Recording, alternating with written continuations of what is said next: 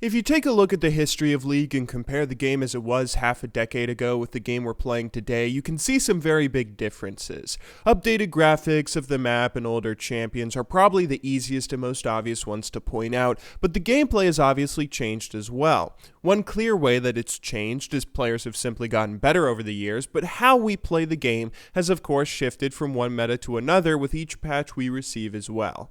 Taking a very narrow-minded view of it all, it can be easy to oversimplify just what affects the game and makes certain champions viable, other ones not. For instance, it can be really easy to focus on one champion, let's use Gragas as an example, and say that he's viable when he's buffed and he isn't viable when he's nerfed. Gragas was a champion that saw plenty of competitive play throughout his life, most often when he was the AP monster of mid lane and was played quite well and often in solo queue and competitive play alike. He only received gradual drop-offs in popularity when changes occurred, when he got nerfed or reworked and other players had to learn to adjust to the differences. It can seem like that's just the life cycle of most champions most of the time. They're played the most when the stars align and they're the best in league at their role, eventually receiving nerfs or reworks since they're so good, where the popularity drops off until everyone copes with the changes. But if we take a look at the other champions out there, we can see that this isn't always the case. Kennen is a prime example of what I'm talking about. Kennen used to be one of the best champions in the game, believe it or not. A great pick for solo queue and competitive play in Season 1 and early Season 2, but he's very rarely seen today compared to back in earlier seasons, despite never really receiving any major reworks or gigantic nerfs that decimate the champion, making him OP one moment and trash the next.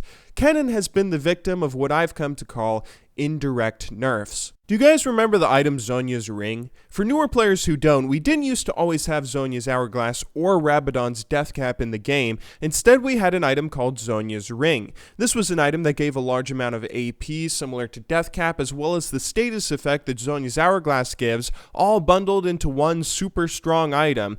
Because this item was so strong, though, and quite easy for a lot of champions to rush, Riot would eventually split it into two separate items to encourage item diversity and allow for more viable build paths on any AP mid laners. This was the biggest nerf that has ever happened to Kennen. While Zhonya's Ring was still in the game, Kennen had an option to rush an item that would give him insane amounts of AP, allowing him to burst down any other mid laner, AD carry, or even squishier top laners like bruisers, while also allowing him to have that status effect, which is almost you needed on Kennen. It synergizes so well with his ultimate. Now, it's in two separate items that are both much more expensive than Zhonya's Ring ever was. Neither of them are rushable the same way Zhonya's Ring was, and he has to choose between them when building. Indirect nerfs are some of the biggest changes that can affect champion viability that very few players pay attention to since they aren't listed under the champion names in the patch notes.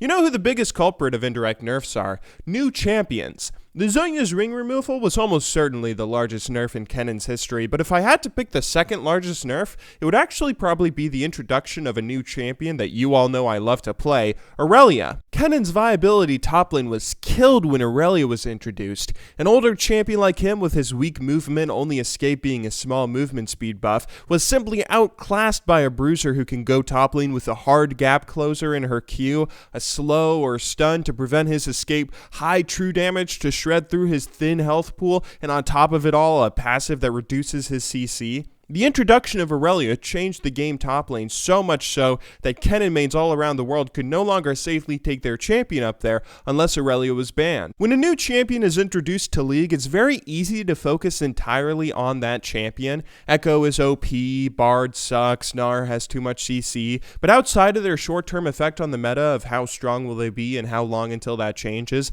each champion should also be looked at in relation to every other champion that's already been released. When you have too many champions outclassing older ones, the meta will shift with their introduction, and that's without any nerfs or balance changes. Just take a look at supports, for example. Newer players probably won't even believe me when I say that Taric, Sona, the old Soraka, and stuff like Nunu support, Gangplank support, those were at one time some of the best champions that you could play as support in the bottom lane. They got nerfs and buffs throughout their early lives, which would of course result in varying levels of popularity. Maybe one patch, Sona's the best, best, the next patch she gets nerfed, and then Soraka's the best. But after Riot went on a spree of going out of their way to develop new supports with more utility and potential than all these older relics, champions like Zyra, Thresh, Nami, and Lulu came out, then suddenly all the older crowds started disappearing. The question I want to pose to you guys today is, how are current champion releases affecting the state of League? Sure, Echo might be OP, and he might stomp you in solo queue until Riot nerfs him. Same with the reworked Ryze or Ao Shin or